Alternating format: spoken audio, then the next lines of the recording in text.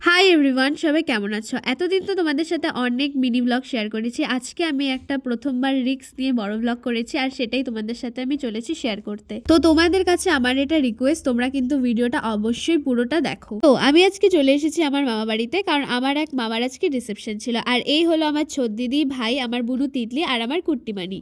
বাকিরা একটু আগেই চলে গিয়েছিল, কারণ আমাদের সাজুগুজু করতে একটু সময় লাগছিল। আর আমরা যেখানে রিসেপশনটা হচ্ছিল সেখানে গিয়েই তো দেখি প্রচন্ড ভিড়, মানে তখন কন্যাযাত্রী আর কি সবাই চলে এসেছে। আর এই হলো আজকের আমার লুক। আজকে আমি মার একটা সুন্দর মিষ্টি শাড়ি পরেছি। আমাকে কেমন লাগছে শাড়িটা তো অবশ্যই জানিও। আর তারপরে তো আমরা একটু দাঁড়িয়ে পড়েছিলাম স্টলে খাওয়ার জন্য, কারণ এতক্ষণ সাজুগুজু করার পরে আমাদের সকলের প্রচন্ড খিদে পেয়ে গিয়েছিল।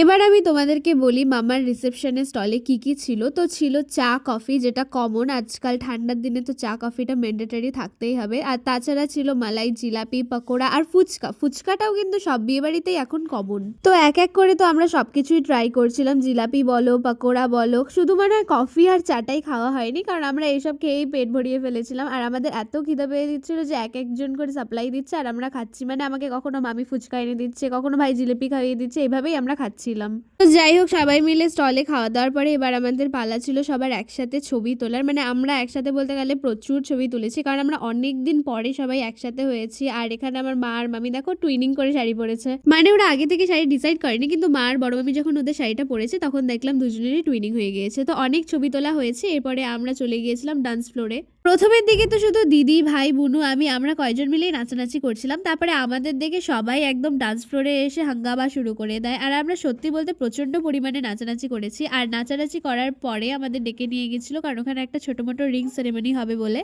এই হলো আজকে রিসেপশন পার্টির spotlight, the groom and bride. মানে আমার মামা এবং মামি, এদের দুজনকে আজকে ভীষণ মিষ্টি লাগছিল একসাথে। আর এত সুন্দর মুহূর্তটা আমি ক্যাপচার করে তোমাদের সাথে শেয়ার করলাম। তো রিং সেরেমনি হয়ে যাওয়ার পরে আমরা আবার চলে আসি নাচানাচি করার জন্য। আর সত্যি বলতে আমরা এত এনজয় করেছি সেদিন যে মানে ভুলবার মতো না। এটা মানে চিরকাল আমাদের সবার একটা স্মৃতি হয়ে থেকে যাবে। আর যেটা সত্যি বলতে অনেক দিন পরে সবাই একসাথে হলে কিন্তু সবার মনের মধ্যে বেশ আলাদাই একটা এনজয়মেন্ট থাকে। আর সেই এনজয়মেন্টের জন্যই কিন্তু সবার মুখ এত পরিমাণে গ্লো করে। মানে হালকা মেকআপ করার পরেও মানে সবাইকে এত যে সুন্দর লাগছিল, এত মিষ্টি লাগছিল যে কি বলবো। তার মাঝে আমার মামা এবং নতুন মামি মিলে একটা সুন্দর রোম্যান্টিক গানে নাচ করে। আর সত্যি বলছি, গানগুলো যদি আমি চালাতে পারতাম না তাহলে তোমাদের মানে আরও ভালো লাগতো দেখতে। কিন্তু যেহেতু কপিরাইট পড়বে তো সেহেতু আমি চালাতে পারবো না, নইলে তোমাদের সাথে আমি অবশ্যই শেয়ার করতাম। তোমরা যদি চাও এগুলো দেখতে তাহলে আমি তোমাদের শর্টসে দেখাতে পারি। ওরা ওদের মতো আলাদা কাপল ডান্স করছিল, আর আমি আমার ছোট দিদি এখানে পাগলামি করছিলাম। বলতে গেলে আমি আর ছোট দিদি যেখানে থাকবো সেখানে পাগলামি হবে না, সেটা কখনো হতে পারে। অন্যদিকে আমরা দিদিকেও খুব মিস করেছি। আর তোমরা তো জানোই আমার বড় দিদির কিছুদিন আগে বিয়ে হয়ে গিয়েছিল, তো আসতে পারিনি কিছু কারণের জন্য।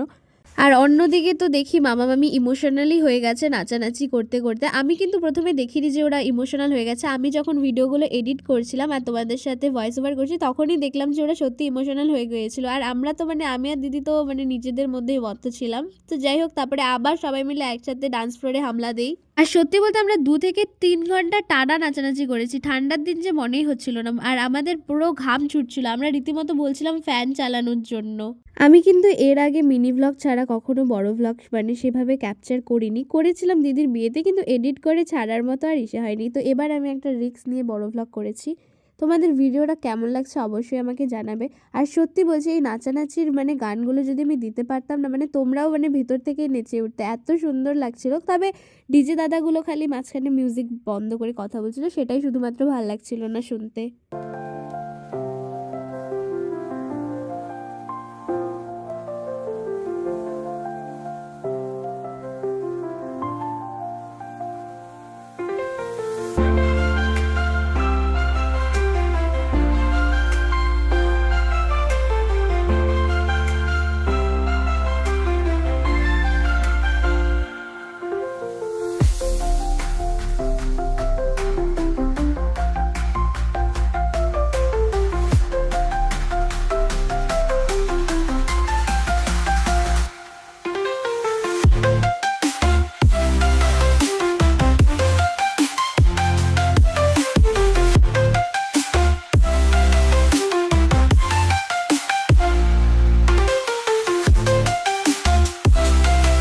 সবাই এতক্ষণ মানে টানা নাচানাচি করার পরে তো সবার আবার খিদে পেয়ে গিয়েছিল। আর সত্যি আমি খেতে বসে আমার মেসোকে বলছিলাম যে মেসো প্লিজ ফ্যানটা চালাও। মেসো শেষে আমাকে বকা দিয়ে চলে গিয়েছিল, কারণ এখন যদি আমি ঠান্ডায় মানে ফ্যান চালাতে বলি তাহলে আরও সবার ঠান্ডা লেগে যাবে। আর এমনিও বিয়ে খেয়েছে তো আমার প্রচণ্ড ঠান্ডা লেগে গিয়েছে। তো এবার তোমাদের সাথে শেয়ার করি যে মেন কোর্সে কী কী ছিল। মেন কোর্সে ছিল প্রথমে স্যালাড, তারপরে তোমার গরম গরম ভাত ছিল। আর মানে ঠান্ডার দিনে না সব কিছুই গরম গরম ছিল, ভাত ডাল, তারপরে হচ্ছে আলু চিংড়ি ছিল, পকোড়া ছিল, বেগুনি যেটাকে বলে আর কি, পকোড়া না এক্স্যাক্টলি। আর তারপরে ছিল পোলাও, তারপরে মাংস, চাটনি, মিষ্টি দই, যেগুলো আর কি থাকে। খাওয়া দাওয়া করে এসে তো আমাদের প্রচণ্ড ঠান্ডা লেগে গিয়েছে, কিন্তু তারপরেও কিন্তু আমরা ছবি তোলা শেষ করিনি, সবাই মিলে ফ্যামিলি ফটোও তুলেছি। তোমরা যদি আমার আগের মিনি ব্লগগুলো দেখে থাকো তোমরা জানবে যে এই ভবনটাতেই আমার বড়দিদির বিয়ে হয়েছিল। আর বড়দিদির বিয়ের ব্লগগুলো আমার এখনও অনেকগুলোই ছাড়া বাকি আছে, আমি আস্তে আস্তে চেষ্টা করব তোমাদের সাথে শেয়ার করার। আর তারপরে তো সবার কমপ্লিট হয়ে গেলে, খাওয়া দাওয়া ফটো তোলার সেশন শেষ হয়ে গেলে আমরা সবাই বাড়ির দিকে রওনা দিই। আর এখন সবাই সোয়েটার পরে পরে যাচ্ছে, মানে এসেছে সুন্দরভাবে সেজে যাচ্ছে এখন এইভাবে। তো যাই হোক, আজকে আমার তাড়াতাড়ি করে ভিডিওটি কেমন লাগলো অবশ্যই জানিও।